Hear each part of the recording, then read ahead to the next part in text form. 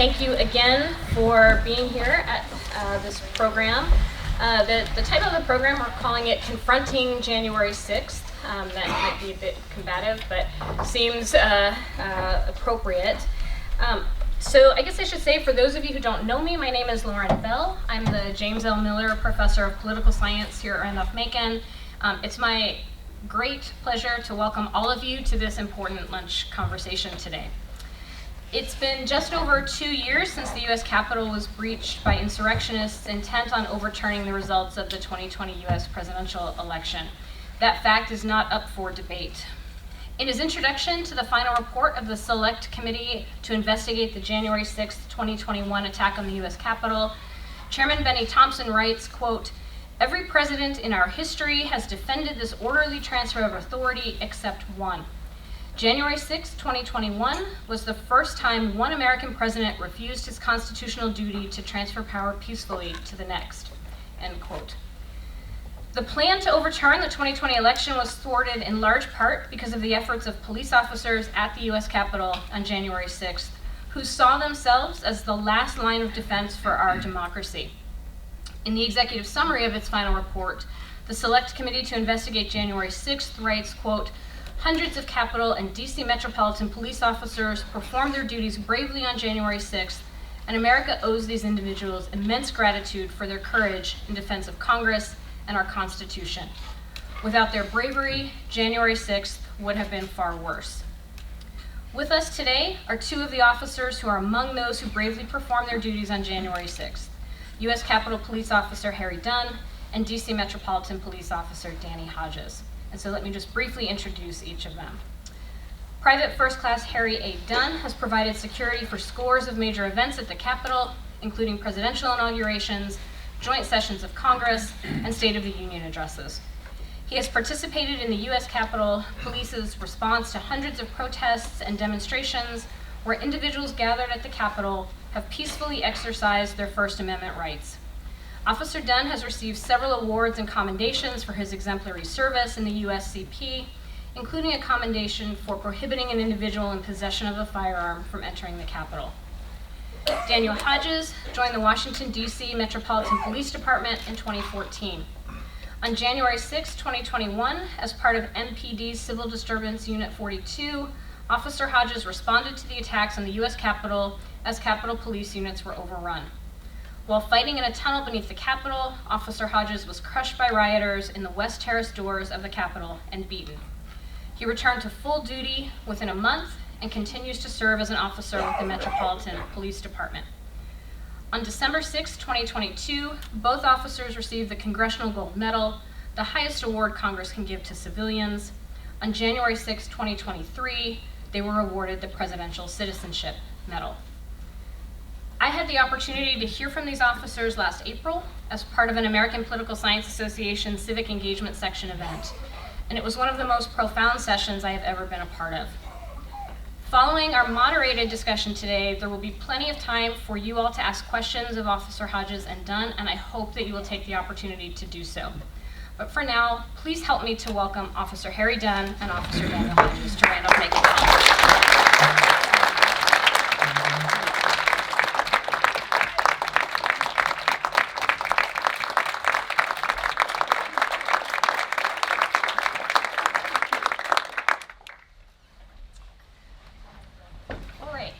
So since I'm the moderator, I get to start with the Q&A. And so I want to ask each of you to take a few minutes to describe January 6th as you experienced it. And I'll start with Officer Hodges, if that's okay. Sure. Thanks everybody for coming out and having us. It's great to be here. On January 6th, I started at, I want to say, 7 in the morning.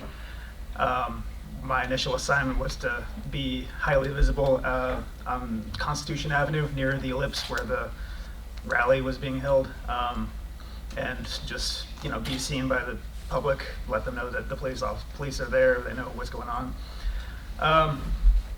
The morning, with tons of people streaming into the ellipse, just Trump memorabilia, flags, clothes everywhere. There was no mistaking why they were there. And plenty of, well, I can't give a number, but lots of people with tactical gear, helmets, goggles, backpacks, boots, earpieces, radios, that sort of thing, all stringing into the ellipse. And I couldn't hear hear what was being said, but I could hear the music, so I was kind of close. After they were done, they reversed direction, went up Constitution Avenue, and we didn't know what was going to happen at that point. So when they would stop and ask, "Hey, which way to the Capitol?" we'd be like, "Oh yeah, it's that way." So yeah, sorry about that. You set us up. But we over the radio, I could hear things getting worse and worse at the Capitol. Our SOD commander, Special Operations Division commander, was on the radio, getting more and more agitated, talking about how things were getting more violent, but we couldn't just leave and go help. We had to wait for, orders, so we were just standing there waiting. Eventually they said, "Hey, CD-42, we need hard platoons now." So we ran back to our vans, got on all our hard gear, the pads and stuff you saw in the video, and made our way back to the Capitol. We got as close as we could. And we had to get out and walk the rest of the way. And on our way up, people were calling us traitors, oath breakers, all that sort of stuff. And then the closer we got, the more physically aggressive they got until we were attacked. We fought off our attackers and kept going, made our way to the West Terrace, held the line there for some time until they broke through that. Fought our attackers there, fell back to the building itself, the tunnel, and then made a stand there for as long as we could. And the tunnel is where some of the worst fighting was, just beaten, crushed, tased, sprayed, all that good stuff. And I'm giving the very brief version. But we held that as long as we could. We held the tunnel the entire time. They never made it in, thankfully.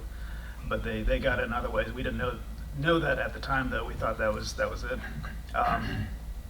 We held them there, and we held them until reinforcements started showing up from Maryland, Virginia, as far away as New Jersey.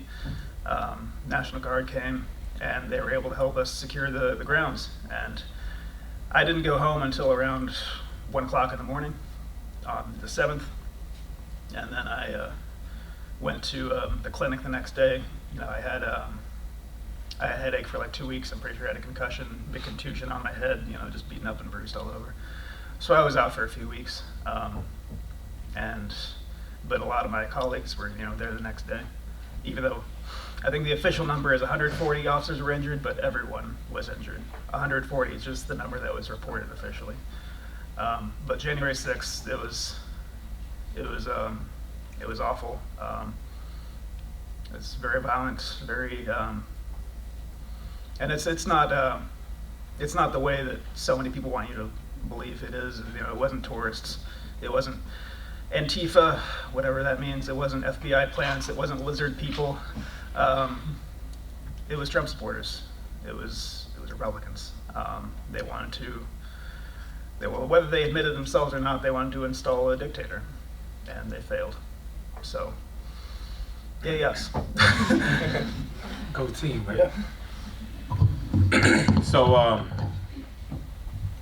my day I started at 7 o'clock also, but I was at the Capitol, and as y'all heard in my introduction, we deal with protesters at the Capitol all the time, whether it be a 24-hour Bible reading to real-life Nazis out there to somebody screaming about infant circumcision, everything in between we see at the Capitol protesting. So to see protesters up there isn't unusual, even a large number of them. But particularly on January 6th, it was alarming, because when I got to work in the morning, I got there about 6:45, and there were already hundreds of people already on the grounds. So in January, dark at that time. We're in the middle of a pandemic in a large city, and everybody's teleworking, so there's no traffic getting into work. But driving into work, you see people marching down the street at 6 in the morning with Trump flags, and I was like, this is, it was awkward. And it was just it was a cold day, it was gray. it was just an ominous, it felt very weird just driving into work. And as the day went on, the crowds continued to swell at the Capitol, and it was just hundreds and hundreds of people coming from every direction. Actually, when I'm at work, people ask, hey, which side is this the side they broke in on? No, all sides, they broke in everywhere. It's like, no, what, the other side? It's like, no, everywhere. What do you mean, that window? No, every window. Point to one, yes, they went in that window. Like a door, it didn't matter. They had the building surrounded. And if anybody else been to the Capitol before, it's a large complex. And there were people in the east, the west, north, south. They were everywhere. Danny described some of the fighting and the battles that individuals had. And yeah, there were 144 people that reported. But everybody was injured that day, whether it be physical, emotional. Everybody has scars from that day, even if they're not visible. Kind of sucks that what happened in the aftermath, that's how politicized it became, because like what happened is what happened. It's literally one of the largest documented crime scenes in America in history. I mean, people were on Facebook Live and on Instagram Live, were in the Capitol and literally admitting it's a crime. They're just by them being there, and then they got the nerve to say that, no, it wasn't, we didn't do anything wrong. Y'all were in the Capitol, all right, guilty. Like, what more do we need here? And just the spinning of the narratives and everything that's called, people call it whitewashing. It's just flat out lying about what happened. Everybody saw what happened, but the men and women of the Capitol Police, the Metropolitan Police Department, I left about 1 o'clock that morning also, and then came back to work at like 7 the next day.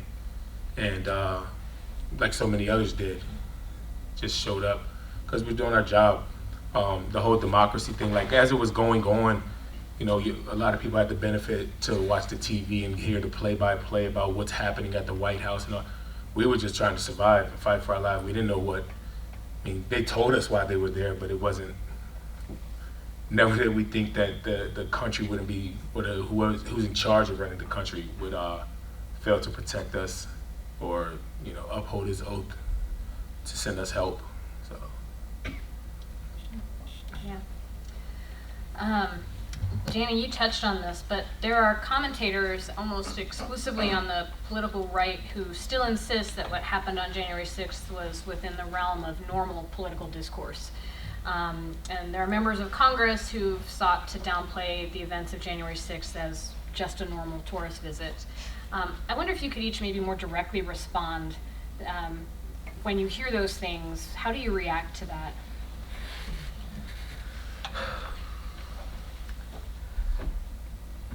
I mean, you're angry when you hear that. How could you not be?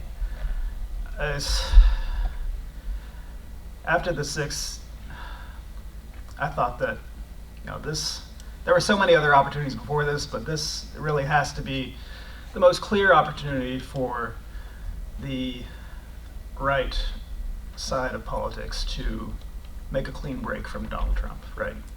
This is beyond the pale. They did attack the Capitol of the United States. They laid siege to it. They, clearly expressed their intentions to assassinate members of Congress and the Vice President.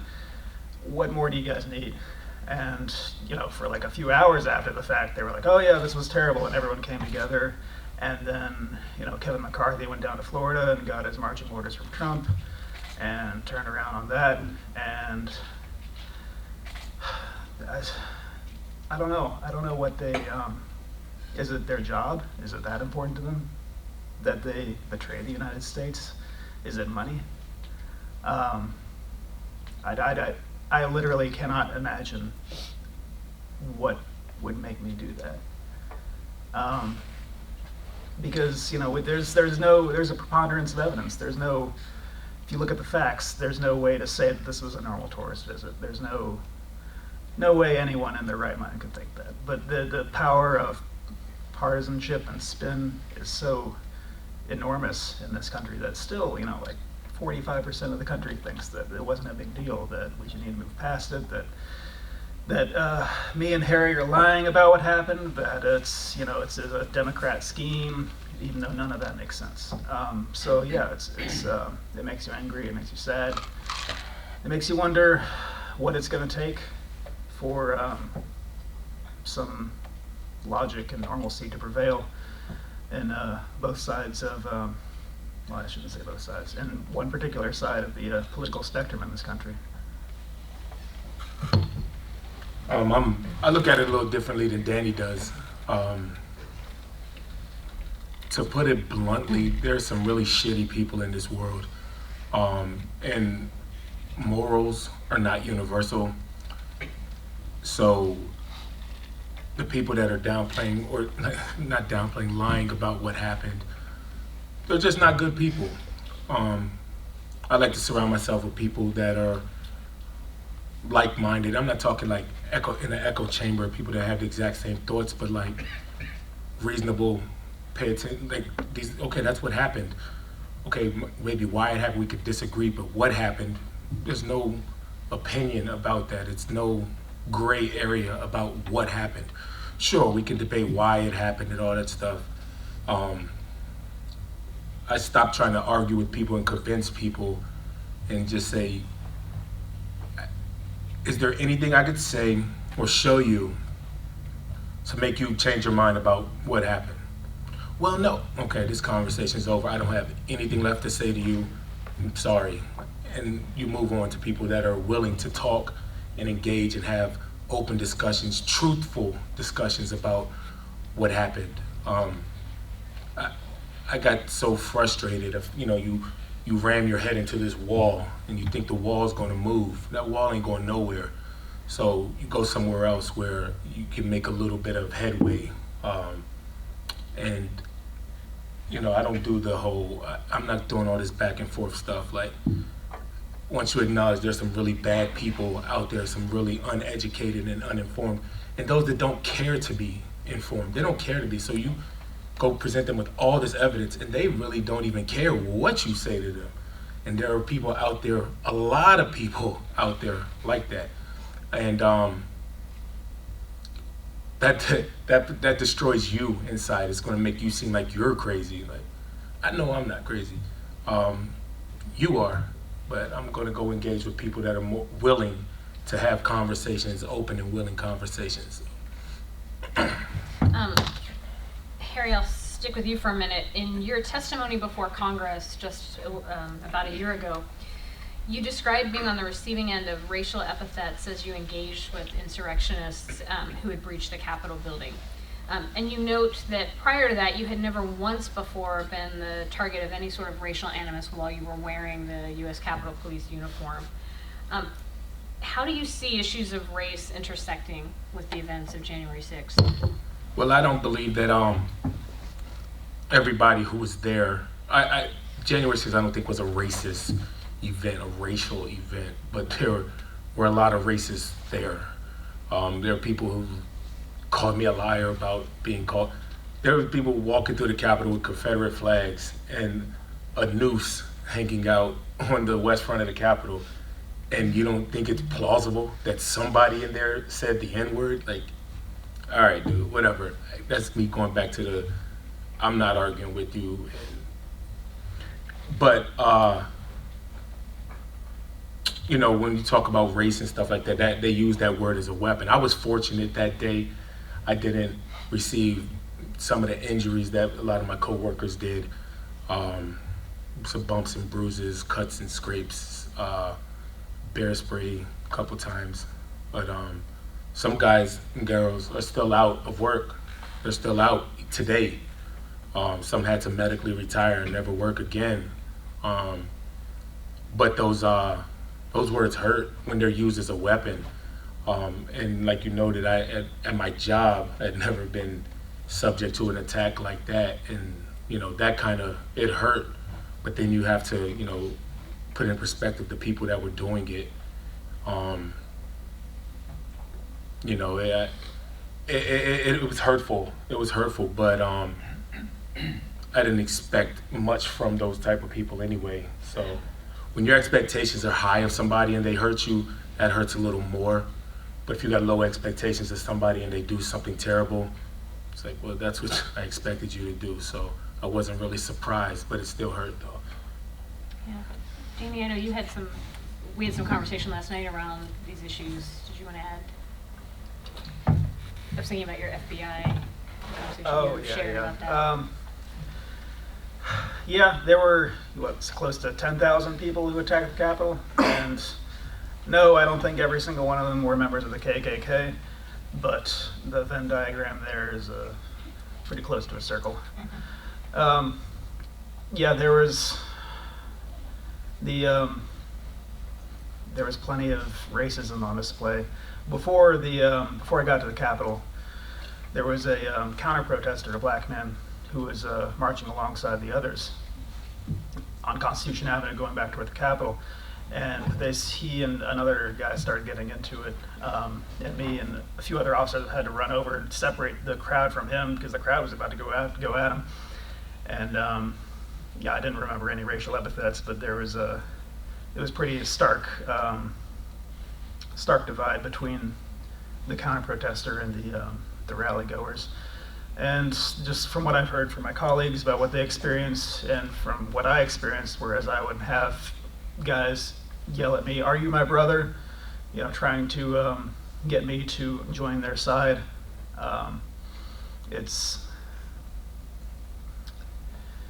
If you've got 10 people at a dinner table and one of them is a Nazi, then you've got 10 Nazis at a dinner table.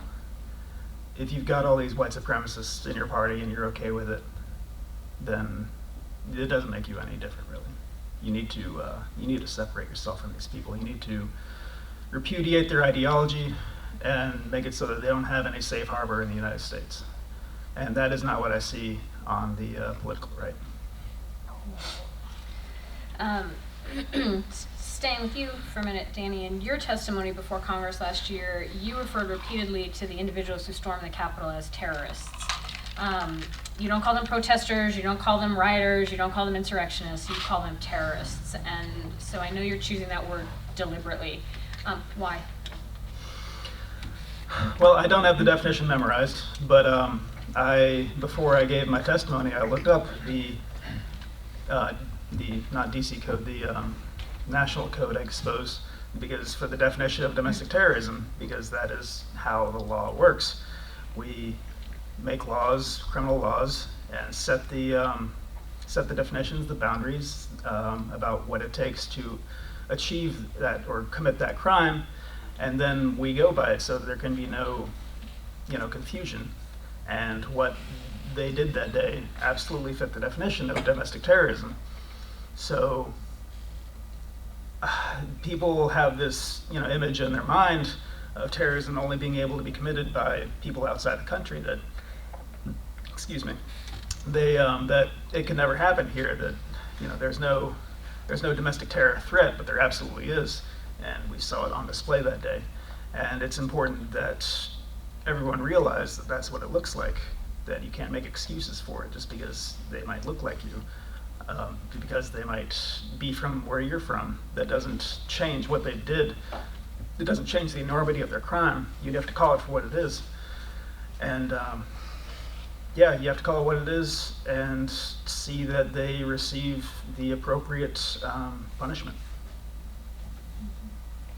So this question is for both of you, and you can answer in whatever order. I was struck reading your testimonies before the U.S. House Select Committee on January 6th that you both describe, in somewhat different ways, but you both describe learning about the pipe bomb at the RNC as sort of a pivotal moment or a turning point for each of you in your thinking about what was happening that day. Can you talk a little bit about why that moment stood out to each of you, given that it was a day full of terrible moments? Well, specifically for me, we hear calls for a suspicious package often. We don't necessarily know if it's a pipe bomb or a book bag that some Randolph-Macon student left in the Plausible. bench Very, very somewhere. plausible. You know? They just left Could have it- been faculty also. Yeah, they just left their bag around, and it causes this gigantic response and everything like that. So it stood out to me because like I just had an uneasy feeling about the day as it continued to go on. The size of the crowds, like it was just hostile. It just gave you this something ain't right feeling. I don't know how to describe it besides this ain't right. Something, you get that eerie feeling, something bad about to happen. And then you hear that call on the radio about the pipe bomb. I'm like, yo, this is bad. Like, this is really bad. And then they discovered another one. And I was like, yeah, this is a coordinated plot, something that we've never seen before. And it just,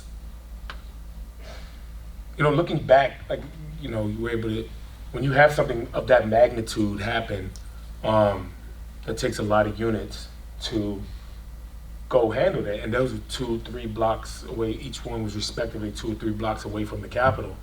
So you're pulling assets from the Capitol where they're needed to go to literally 2 pipe bombs, like not what looks like a pipe bomb, 2 actual pipe bombs.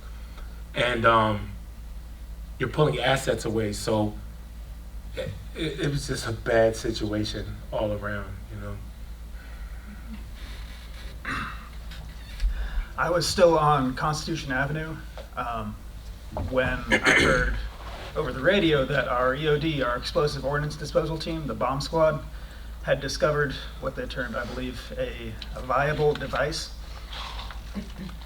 And when your bomb squad says that they have a viable device, that means that they found a real bomb. And I didn't, it was soon after that I got suited up and went over to the Capitol. And on my way marching up to the West Terrace, when we were attacked, I actually had my radio stolen among some other equipment. So after that, I didn't get any more updates about anything. I didn't know when, or I assumed that there was backup coming from somewhere, but I didn't know when they were coming. I didn't know where my platoon was when we got scattered. I didn't know where my leadership was. I didn't know where we were needed most urgently. I didn't know anything. And with respect to the bombs, I didn't know how many bombs there were. I didn't know if they had determined it was on a timer or a remote detonator or anything like that. I didn't know, and just speculative with regards to the attackers. I didn't know what they were waiting for to set them off. I didn't know how many there were. I didn't know where they were. There could have been hundreds for all I knew. So this made a large impression on me and how to engage, because they hadn't set them off yet. I was wondering if they were waiting for escalation. So that played a large role in my decision not to use lethal force, because we knew that they had plenty of guns in the crowd. We had made weapon arrests that day and the prior day when people were arriving. And we didn't want to be the ones to start a firefight because we were so incredibly outnumbered. And both that and the way we have to use lethal force made it so that it's extremely difficult to legally do in a riot situation. So those factors plus the bombs meant that we didn't want to be the one to escalate things. And like I said, I didn't know how many bombs there were, where they were, so you really, it added a new, what's the word I'm looking for? Dimension, thank you, of danger and level of the stakes that we had to be cognizant of when we chose how to react to the attack. And you sort of answered a question that I didn't ask, but I suspect is on a number of people's minds, which was, why didn't officers use deadly force that day? Yeah. I'll tag in here. Just and I'm gonna try to paint a little perspective for you all here, and you So play along with me real quick. So you got everybody in this room, right? 40, 50 people maybe. All of them right now bum rush us, attack us. All right, we're standing here with our guns. You shoot them, use deadly. Which one do you shoot first? The one who's the scariest looking? The one who's the tallest, the shortest? Which one? The one who's yelling the most cuss words at you? The one who's punching you? Okay, 7 of them are punching you. Which one do you shoot first of the 7? Then you gotta make all right, if I shoot them, I have 16 bullets. Now what? One bullet, it's not the movies. One bullet doesn't take somebody, you don't shoot one person and they die, and then it's not. It's more complicated and complex than just saying use deadly force. You know, you take your gun out. What if they grab it? Now they got the gun. And now it's like I said, it's not just as simple as just shoot them. Which one? Because yes, there were a lot of peaceful ones that were there. So if you shoot out in a crowd, you're responsible for every single round that you have. And just say I miss you, and it goes and hits all the way back there, some innocent person with their child, and now I just killed a baby. So it's more than just, it's so nuanced about using deadly force. You just can't pull out this isn't the movies. You know, you said the movies you pull out, you just shoot. No, that's not how it works. And it's, you know, people like to use the word restraint. No, I don't think it was restraint. It was amazing training by those officers. It wasn't restraint. They were trained well, they followed their training, and we did our jobs to the book, to the letter of the law, and every officer that they should be proud about their actions that they took or did not take that day. Like I said, because it's not just a simple shoot or don't shoot, you know, kind of situation. Yeah, like Harry said, there is a lot of rules when it comes to lethal force. And I know it might not seem like that when you read about a shooting in the news, but there are a lot of rules. The rules are not written for the kind of situation that we were in on January 6th. They're written for like a traffic stop or, you know, a domestic violence scene, not for 10,000 people charging at you. Yeah, it's about the appropriate reaction to the threat you are experiencing. So if someone is using what could be lethal force against you, then you are authorized to do so against them. However, you know, the presence of everybody else makes it so that you can't really, it's extremely difficult to make that decision to use lethal force against them. And then it's a dynamic situation, always changing. So if someone, you know, lobs a 2x4 at your head, yeah, they might be good to go at that moment, but then it's over and they melt back into the crowd. That moment's gone. You can't do it anymore. You can't say, well, he might do it again. Additionally, after the 6th, you have to understand that the 6th, especially for law enforcement, took place within the context of 2020 and the Black Lives Matter protests / riots. I worked those all during 2020. I was working 18 hours a day for months at a time with no days off. And so that was sort of what the context that was on all the officers' minds. And I thought that after the 6th, that like, okay, you know, everybody has to see now that we, you know, all officers are not, we're not all like racist. We're not trying to use indiscriminate force against non-Republicans, non-whites, whatever. And then I got online and I saw like liberal groups saying, well, why didn't they shoot him? It must mean that there were a bunch of Republicans, right? The cops, they were all on their side, they let him in. And when my viral video got out there, I was talking to someone like that, and she was saying things to that effect, and I said, no, that's me in that video. I can tell you, we didn't just let him in, we weren't on their side. And she said to me, I'm really sorry that happened to you, but that just proves that when you shoot black people, it's because you want to. And that's probably the most offensive thing anybody's ever said to me. I don't know how to prove to some people that, you know, we're not We're not biased in our application of law. You know, and we're all individuals, but as a system, that's not how we work. So when we didn't use lethal force against that crowd, it's for reasons that are unrelated to race or politics. It's because of the legality and the safety and the stakes. Thank you both for. I do think, that. well, Yeah. real quick, I do think it is important. Everything Danny said is 100% true. But I do think that it's important to acknowledge, though, when somebody in a position of authority of law enforcement does do something that is not within the rules, or like, hey, I wouldn't have done that. You know, it's important to acknowledge that, because I think that's where a lot of frustration comes from in the public and the community. Not that necessarily the officer did his action, but that people are still supporting it or not calling it out for what it is. Like, this is wrong. No, we don't think that's right. That should not happen. Which will, a lot of officers and police departments, they say internally, but you know, publicly they don't come out and say, nah, I don't know what he was thinking. That's wrong. And when the public doesn't see that reassurance, that, well, they just think, oh, every police officer thinks that way. Nah. And so I think it's important for us as police officers to, we owe it to the community, the public, to, when something is wrong, you say that it's wrong, period.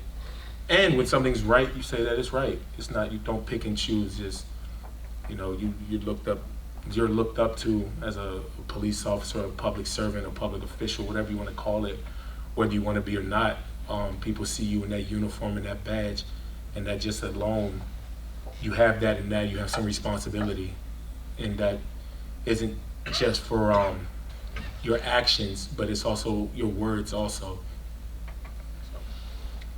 Thank you. So, Harry, you've been really outspoken about the need for more mental health services for those on the front lines of January 6th. Can you talk a bit about what services have been made available to officers, and whether you think sufficient support has been provided, or what better support might look like? How much time we got? No. You know, it's weird, like this whole thing that's happening. You, for the most part, recognize 4 officers from that day, but there were hundreds and hundreds of officers who came and fought, and everybody has an individual story that deserves to be heard and deserves to be told. But for us 4 individuals, it's like, it's weird, because we're like healing and going through this in the public eye, and everything we do. And you know, I went from 300 followers on Twitter on January 5th to 170,000 today. And you know, everything of your life is scrutinized, not necessarily scrutinized, but made known. And that includes healing and mental health, having a bad day, having a good day. I was exposed to therapy as a child. Like, I went when I was in middle school. So to me, therapy was important, and it wasn't weird for me to seek out help and counseling. And you know, I don't like to use the term mentally strong, because I think that if somebody doesn't go to that, doesn't mean they're not mentally strong. Or somebody's having a bad day, they're mentally strong. They just don't have the tools to cope with what they're going through. Police officers, it's a weird community of, we're problem solvers, right? But who do the police go to when they have a problem? It's not socially accepted for police to have a moment of weakness, or I'm not doing okay. So I think that it's important for this light to be shined on police and first responders. You know, police officers see a lot of things. Like, you know, at the Capitol, we deal with a lot of things, but thinking about a beat cop or something that responds to different homicides, and they see a baby killed or raped or anything, if they see that routinely, that's not something that the average person is built to deal with. So I think it's important to acknowledge that and get help and talk about it. A lot of times people think going to therapy is you're looking for some help or some, you have some weakness. Or sometimes you just want to vent to somebody that ain't going to judge you, that you don't have to have dinner with later. And like, damn, are they going to bring that up? No, sometimes it's just nice to just talk to somebody, and maybe they can provide you with some tools on how to cope with things. I don't get as upset anymore on seeing the footage. I used to not want to watch it at all from January 6th. Officers getting crushed, beaten, sprayed, their eyes gouged out. I used to not look at it at all. I can see it now, and it doesn't have the same reaction to me. And I owe that to like going to counseling, going to therapy. But as far as, I guess I keep on going forever. But as far as the services that they have, the department, my department has, hell, they've been really good and proactive. The problem is that people don't take advantage of the services. They're there for you with therapists, counselors. Hell, they got yoga sessions, man. And it's on the clock. Like, you can literally say, hey, I'm gonna go do some yoga, and you go in there and you fall asleep in there. So people don't take advantage of it, but it's great to confronting the problem and admitting there's a problem.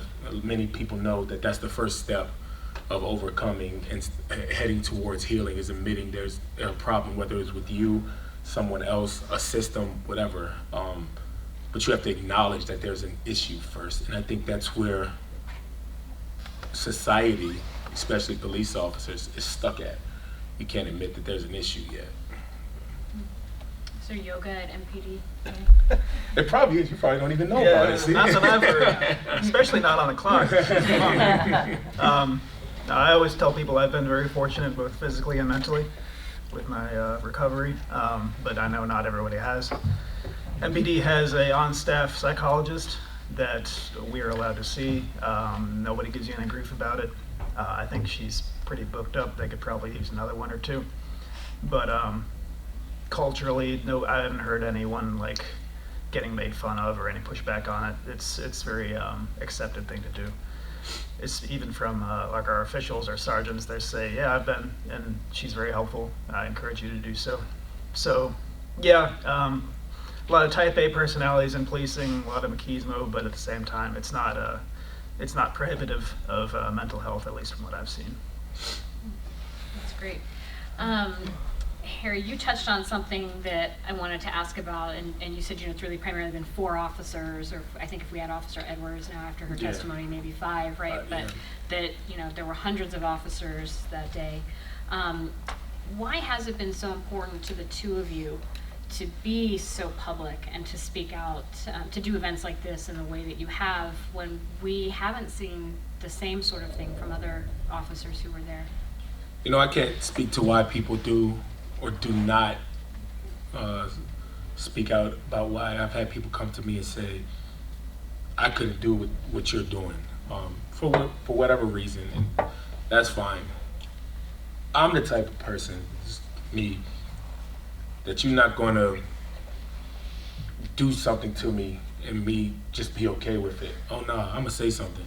I'm gonna hit you back. Like, you punch me, I'm gonna punch you back. You say something to me, you're not just gonna get away with it and continue to let everybody think that it was okay. That's just me. This was so different than, like, we were victims that day. We're victims of an attack, of an assault.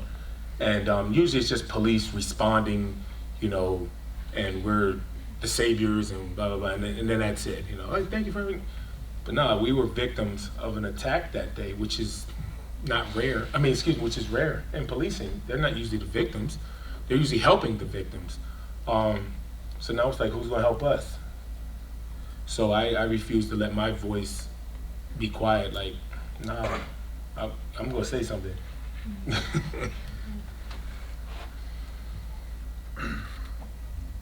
You can say the question again. Sure, no, I was asking sort of why, when so many others have not spoken out, why it's been so important for you to Yeah, it's weird. Like, I was at the White House yesterday or last week shaking hands with President Biden, and then I go into work the next night with all my colleagues who went through the same stuff I did. They were there on the 6th, and they fought just as hard, if not harder than me, and they're not getting any of this attention. But I always, whenever something comes up, I try to include them and say, hey, if anybody's interested and want to go to the Capitol or going to the hearing today, just let me know. And only like one person would send me an email back, and that's okay. I tell them I want them to have as much or as little attention as they want, because everybody's got. They might not want that spotlight for their own safety, for the safety of their families, or just for their own peace of mind, and that's totally cool. But I want to make it clear that it's not about us as individuals. It was a group effort. We're just the ones in the spotlight because it's a lot more convenient than having a microphone for 1,000 officers, right? So we do our best to communicate the public safety perspective from that day. And that's it. And that brings Danny. he says that Mike Fanone, the MPD officer that had he's tattooed, so that guy, and myself, we're very noticeable. Like we stand out in the crowd, and Danny just blends in. Like Danny walking around. They think that Danny's one of the Trump supporters with them. Like, hey guys, yeah. But they see us, and like when we went to the White House, actually, literally getting on the bus, they were attacking Officer Fanone at the White House. Like some people outside of him were heckling him, and I've been attacked a lot. I've received death threats, and so I get why people necessarily don't want to speak out. Especially, I was nervous coming down here. I'm like, man, all right, let me look around. It's a quiet little town here. I don't know what happened when the sun go down around here. It's around. No, but but I mean, when you speak out against things that people don't like, you have to be not just thick-skinned, but you have to make sure that you're doing it for the right reason, and you believe in your heart that you're doing the right thing, because it's easy to get intimidated to not do it. So you have to realize that why you're doing it and what the bigger picture is, because like I said, a lot of people may know who we are and stuff like that, but they don't have good intentions and they want us to shut up. And you have to realize that it's a possibility that people will come after you, whether it's with words or actions, and that's why you have to be steadfast in what you're doing and why you're doing it. So. Yeah, it's weird. You wouldn't think it, but when the other officers get all this negative attention, I get kind of offended. Like, am I not doing a good enough job here, guys? Like after the 6th, the talking heads on Fox went after Harry and Mike and Ganell and gave them all like fake actor awards, but they didn't even mention me. It's like, come on, I was there. I'm doing my best. Leaving the hearings, they would always yell at Mike Fanone and the others, and I would be walking behind them, and they just ignore me. I'm like a little hurt. Yeah. I'm doing my best. Well, let me ask you one last question before I open it up to the audience. So audience members, I hope you've been thinking of questions. The majority of the audience here today are students, undergraduates, and I wonder if there's anything you would like them specifically to know or think about related to January 6th. Well, undergrad was great. I went to James Madison University, and I would go Dukes, right? I would be a professional student if I could, man. It was some of the best years of my life, just being in college and laying the groundwork for the type of person you're going to be as a older adult, because you're all adults now. But going back to things that I think it's important to be educated, be informed, not opinionated.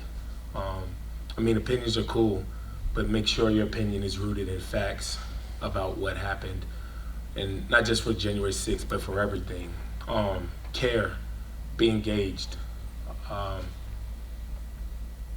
We live in a world where people make decisions on our behalf, at least know or have a say in the people that are making those decisions for you. Get out and vote, because a lot of people, if you look in the elections, there are how many people were election deniers were on the ballot, and hell, some of them even won. So it's important to be engaged, because the peaceful transfer of power, that's what we were protecting, and being able to actual people having votes matter. I don't know the number of votes that President Biden got, whatever the number was, just say 80 million, not for accuracy, but just say 80 million people. And if those people had their way on January 6th, the ones that attacked the Capitol, that means those 80 million people's votes didn't matter at all. So I think it's important to be educated, be informed, and be engaged about what's going on. Care, just simple, just care about what's going on. Like I said, I don't care who you vote for, but care enough to know who. So. I went to George Mason University. I started losing my mind after a few years, so I dropped out. I got 89 credits, like 3/4 of bachelor's. So, if you don't want to stay in college, drop out. Someday the university will pay you to come and talk. No, stay in school. No, finish your degree is good for you. But, looking at the 6th, before that, a lot of people might take for granted our system of government, especially if they've never been out of the country. But nothing is guaranteed. Democracy is only as strong as the people who participate in it. And, you're all old enough now to vote, if you weren't before.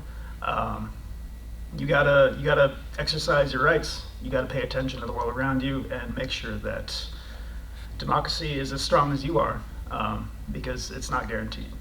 There are forces in this country trying right now to suppress your right to vote, suppress your ability to participate in government, and the only defense against that is yourself and people like you, people like us. So participate. Have strong critical thinking skills, be able to separate the truth from fiction, and make sure that this experiment, it's called the United States, lives on another generation. Thank you. So I want to turn it over now to the audience. We don't have microphones or anything like that, so I think if you just can put your hand up if you have a question, and I will try to call on you. Yeah, DQ. So my question is, prior to January 6th, was there ever any policy or procedure to, if the Capitol were to be attacked, was there ever anything that, like a situation or a practice, if that were to happen, what would be the response to it?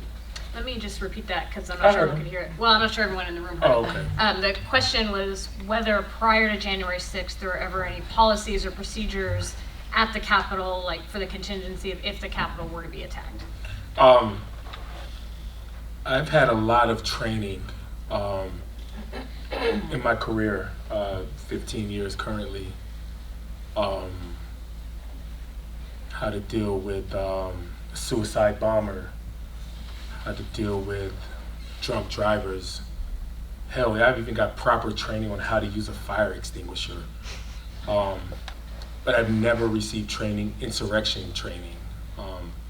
Who would have imagined that one day there would be rioters storming the Capitol? Like, I don't even think that people, imagined that could be a thing. I always say, you hear these policies in place, like you may in a rule book or something.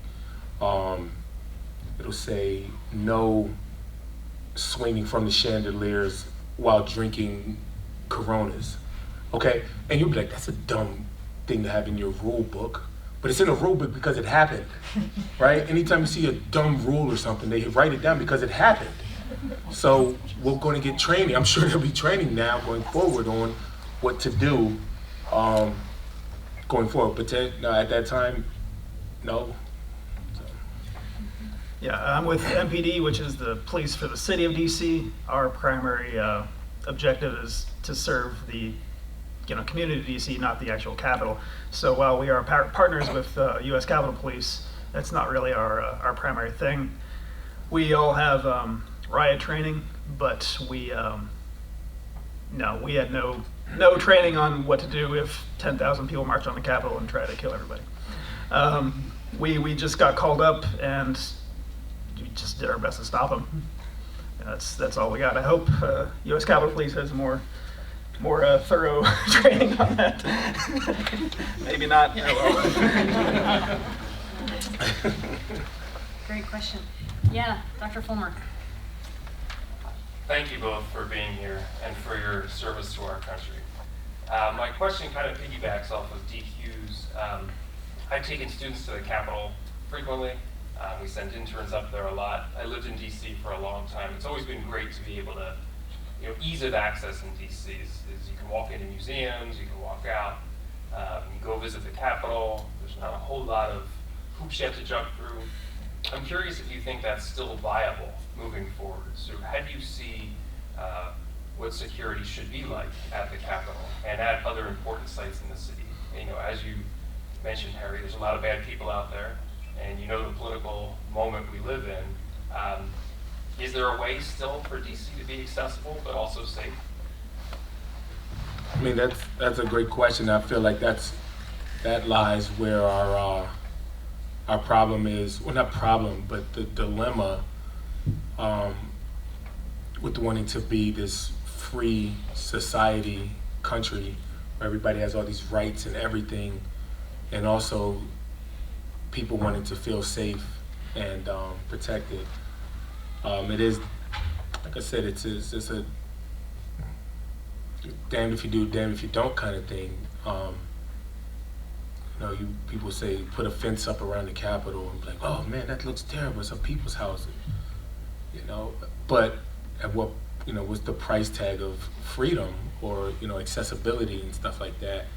And I'm glad I don't have to make that decision because I get both sides of the argument. Nobody wants to be walking into the Capitol. Yeah, it's open to the public, but it's a fortress. Yeah, really? It sucks, but I'm glad I don't have to make that decision. But it's not an easy one. I hope so. I hope that there is still the possibility for having very open government physically. Obviously, it's going to be less secure, but there's a soft power that's projected, especially to foreign nations that can see that you can walk right up to our Capitol building, no problem. That's how confident we are in our system of government and in its security, and that is not a small thing. When you look at other governments and how extremely fortress-like, highly secure their capitals are, it reeks of insecurity, ironically. But because we so strongly believe in our own, that it is very open, and I think it's physically beautiful, and it's a powerful manifestation of the confidence in ourselves and in our government. And I think that is worth not having a fence. Yeah, Officer Murray. I'd like your comments on your feelings about being police officers. Looking back on my past, when you take a job where you swear an oath, and when I got into it, I didn't know what I was getting into. So I'd just like your perspective on your relationship with other police officers and your department and the culture of where you work. That's a great question, and I shortly after the incident in Ferguson, the theme of there was the hands up, don't shoot movement. Well, I do realize that that individual committed crimes and everything, but I do realize that policing should be looked at a little differently, and we need to revisit the ways some of the things that we do, how we do some of the things that we do. that's where a lot of the Black Lives Matter movement came from. I had calls from my friends, be like, how can you be a black guy and be a police officer? And I was like, I'm not gonna leave my job. Like, no, I believe in this, what I'm doing. I think I'm doing the right thing. But I did realize that some things need to change. Like, there's some, okay, like, you know, if a bad apple spoils the bunch, you know, I've heard that saying before.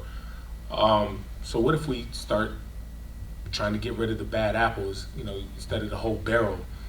So I said, what can I do as an individual, just me, Harry, to try to shape that narrative or change people's mind? So I became a training officer in 2017. And so that means once you finish the academy, you do field training. And I became one of the field trainers. And to this day, I've trained probably about 150 officers. And just hopefully in some capacity, you know, rubbed off some of my wisdom, you know, knowledge, empathy towards people to help make a difference. I do believe as a police officer, you're a public servant and not a public enforcer. We're servants. We're here to serve people and help them feel secure and safe, not threatened and scared when they see us. We're here to serve, literally protect and serve. I am a servant, and I think if more public officials, not just limited to law enforcement, held the belief that there are servants of the people, then the faith and the trust in the institutions of policing, politics, Congress, Senate, the presidency, if you're here to actually hold that model, I'm here to serve, then it will improve drastically. But I hold that I'm here to serve. How can I help you? Like, I walk up on a scene, what's the problem? Like, hey, how can I help you? Just something just as simple as that it goes a long way, at least in my experiences it has. But on January 6th, I wasn't asking how can I help you. So get the fuck out the Capitol.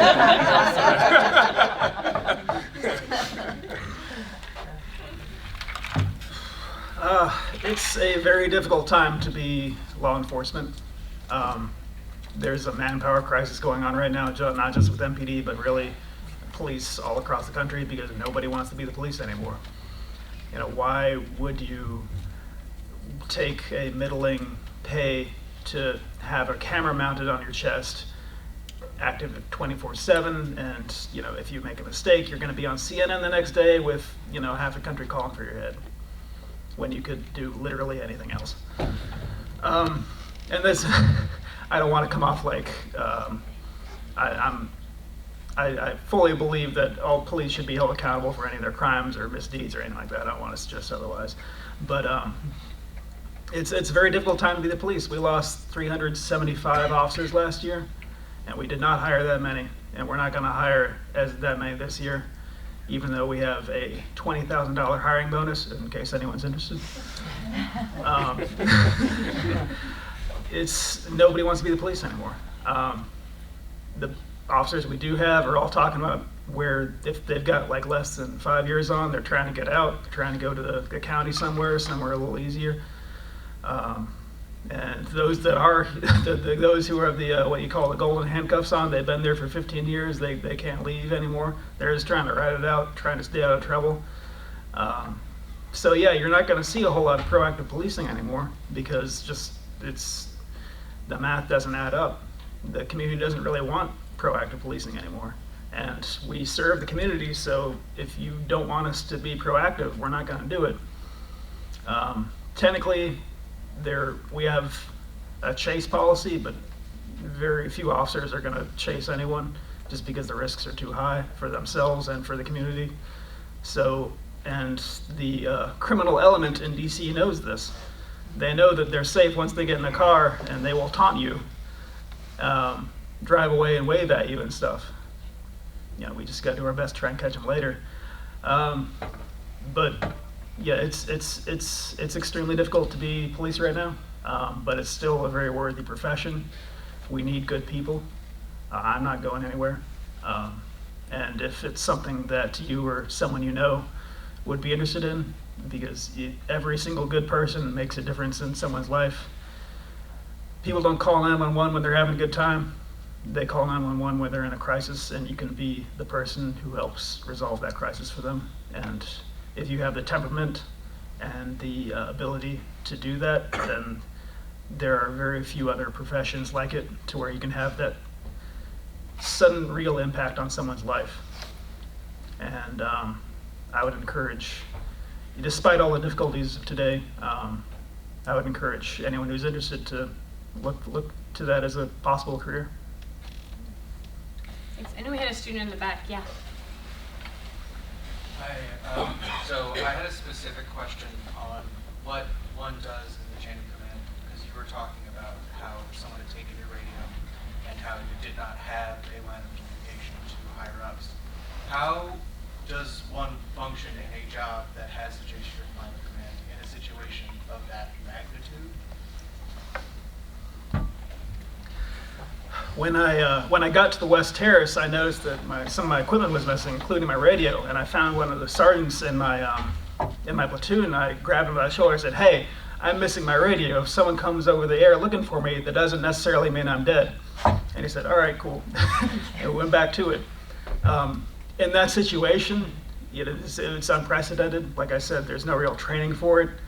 So I was just looking for work. And there was no shortage of work to be had for us, so that was easy enough. And then we all, at the end of the night, we all just sort of gathered in a room that's called the crypt. And gradually our platoon found each other, and we moved on from there. But obviously, in for lack of a better word, a paramilitary organization such as law enforcement, being able to follow orders and adhere to the chain of command is important. But in the absence of that, we are, trained individuals on how to resolve situations and de-escalate. So you just have to fall back on that and do the best you can until you reestablish communication with your superiors, and then you fall in that way.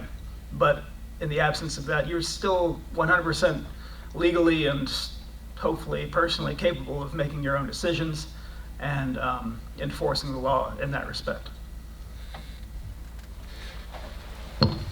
One of the things that specific on January 6th that we did, since nobody was, we were like, all right, what do we do?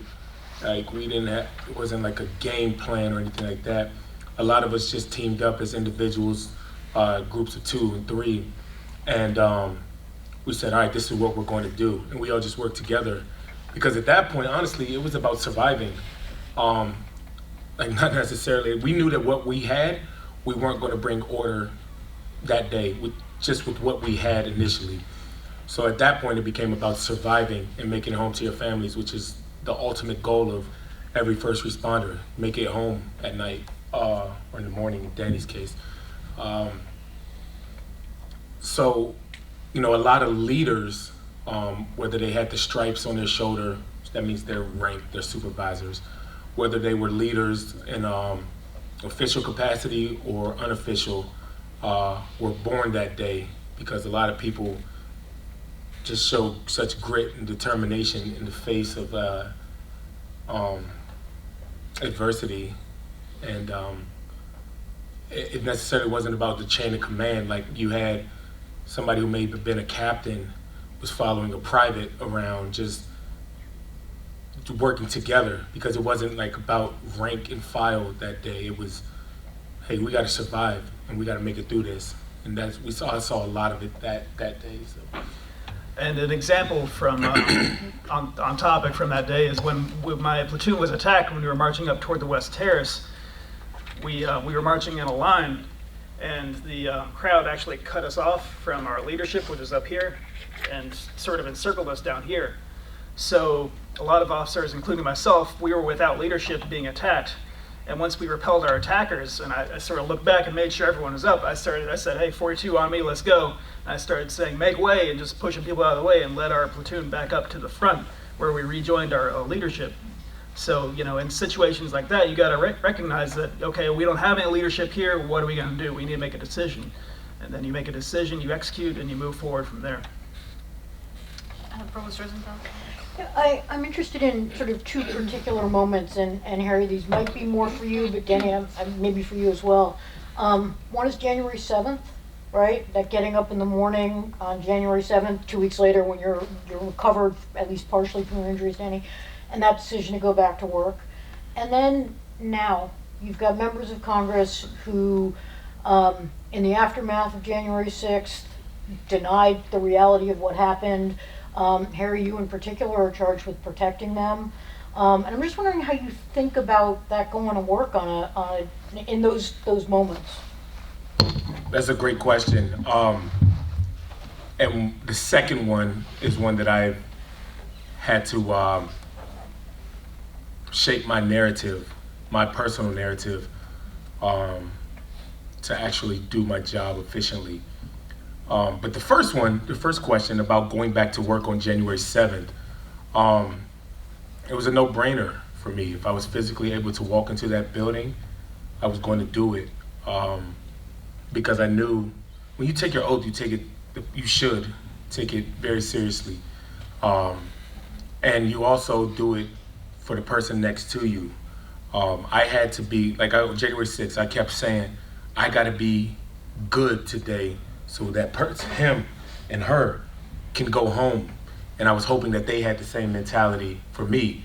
And you show up the next day because you knew they were going to, and you show up for the person next to you, or because somebody wasn't able to come to work the next day. They would have if they were able to, but they weren't able to. So, policing is 24/7, 365. It ain't like, all right, we're done today. No more policing until we get over this. There still was a job to do, and so it was never a question of, am I going to work the next day? But to your second question about the members and the people that were charged to protect, lying, not whitewashing, lying about what happened or what didn't happen. The way I look at it is, those members of Congress, we can't pick and choose who we want in our democracy or who we want to have a voice in democracy. Well, excuse me, we can pick and choose, that's called voting. However, once the people have spoken, we can't say these people are amplified, you shut up. Somebody saying that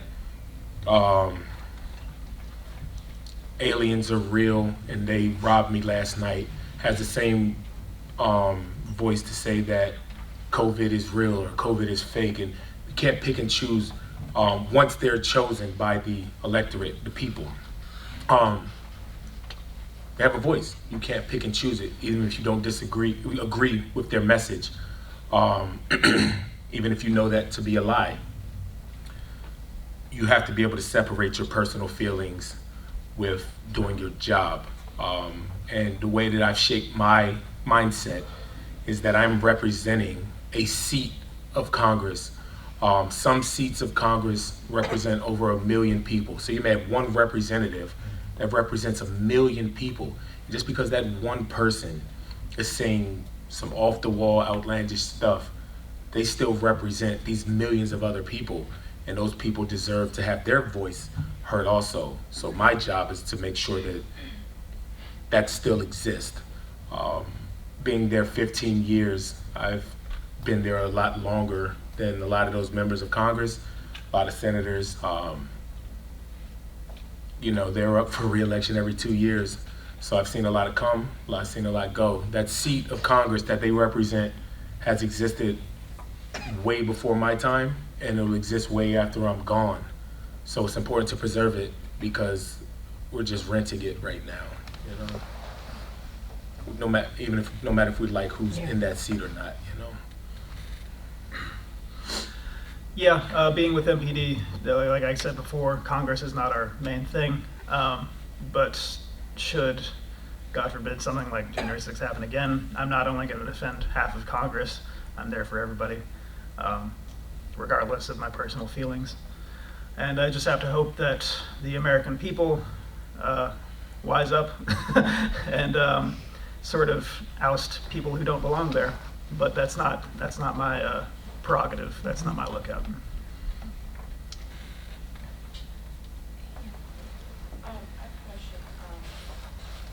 there anything you talked about, how like everyone suffered physically and mentally? Is there anything that like brings you back to that day? Here you said that you couldn't look at the footage. Is there anything else like that? So if you didn't hear the question, it was, is there anything like viewing the footage or anything that, I guess we would sort of say like, sort of for PTSD, like anything that brings you back to that day or that really bothers you now? Yeah, back in September, I've been going to therapy, and I got to the point where I wasn't going on a weekly basis. I felt like I graduated. Like I'm good. I'll call you if I need something. And in September, I had a PTSD episode, and I was out with some friends. We were having some beers, karaoke night at the local watering hole. You know, we just hanging out. It was a great crowd, friendly, wasn't hostile at all. No concerns, no, all right, I gotta watch my back in here. No, none of that. And just being around a lot of people, it just came out of nowhere. And I like freaked out, and I was looking around like everybody's here to get me. And I was like, this is bad, I gotta get the hell out of here. But I recognized it, and I was able to leave before it got bad, potentially bad. And, but that felt like it was a terrible moment for me, because I came so far, I made so much progress. And I was like, man, I'm good, I'm not even worried about this stuff. And boom! So that's why it's important for me to go to therapy, because I knew what to do once that hit. Once I had that PTSD moment, I knew what to do. I had tools to cope. I thought about things. I did breathing, exercise. I was able to, all right, I'm good. I'm in this moment, I'm all right. But some people don't even know what to do when that happens. And that's where you see it lead to undesirable outcomes. So specifically, other things that may trigger it, so to speak. Hell, walking through the Capitol. You know, you just look at walking through the Capitol. It was my workplace turned into which still is a sign of hope and democracy, and this pinnacle, this amazing, you know, sign of liberty and freedom, and all those other patriotic words you could think of to describe the U.S. Capitol. Literally just turned into a crime scene. Walking through where those doors every day where Danny got crushed in. I walk past those every day. It was Steny Hoyer, the majority leader, had a sign of John Lewis out there when his quote about getting into good trouble. And it was right outside of his office. And on January 6th, walking past that piece, it was ripped into pieces, and footprints and stomped all on. They ripped it up, and obviously they put a new one out there. But every time I walk, I see that. So yeah, I'm constantly. I'll never forget what happened, not just in my mind, but physically seeing it. I see these things every day. Walking up the stairs where, hey, I remember he got pushed down those stairs right there, or that's the window he climbed through the first. You know, that stuff is always going to be fresh in my mind, but it doesn't trigger a response like it used to, as frequently.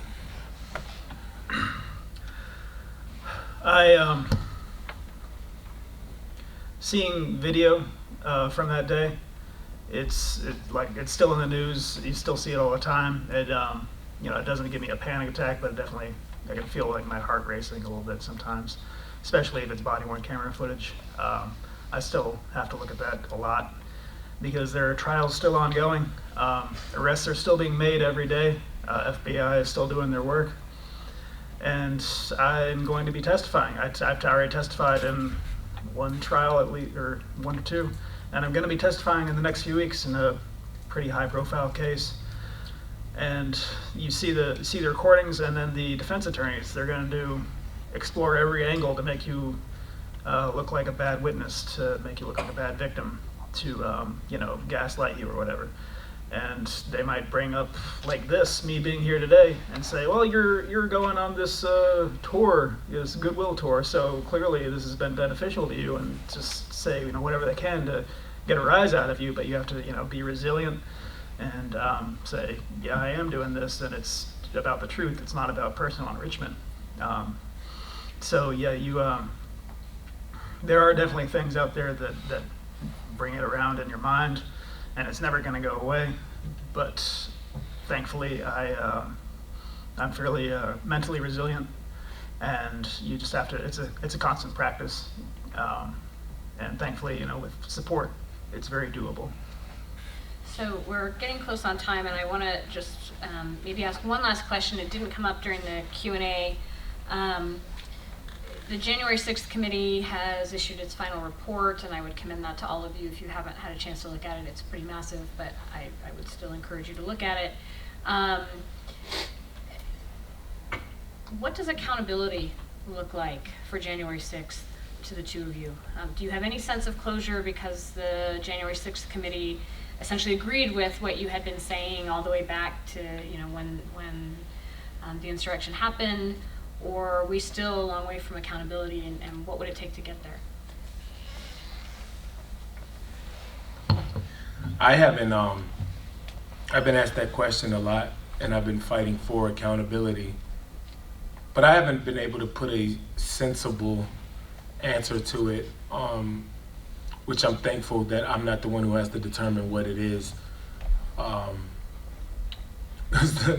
Like I want everybody to go to jail for the rest of their lives. Like, even if you just cussed at me, all right, you go to jail for the rest of your life. Like, that's not sensible. That's not real.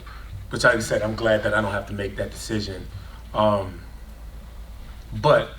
one thing I am certain of is that nothing can't be done. You got to do something. We can't just live with nothing being done. Something has got to happen, and it really hasn't. You look at some of the elected officials that lost their seats for speaking up against that. What happens? Like, the people say they've lost faith in humanity and stuff like that. I mean, I get it's hard not to, but if we live our lives like that, what do we have left? What do we have left? All we got is a little bit of hope and a little bit of faith. Because you take those away, then you got you're just waiting to die. I guess you're living your life waiting to die. So you got to have something to look forward to, some kind of hope, and or you got to keep fighting for it. Or once it happened, you got to do now. Got to make sure this never happens again, and whatever that looks like to people who care. Like I said, I don't have a good answer as to what actually it looks like, but something has to be done, and right now, nothing has.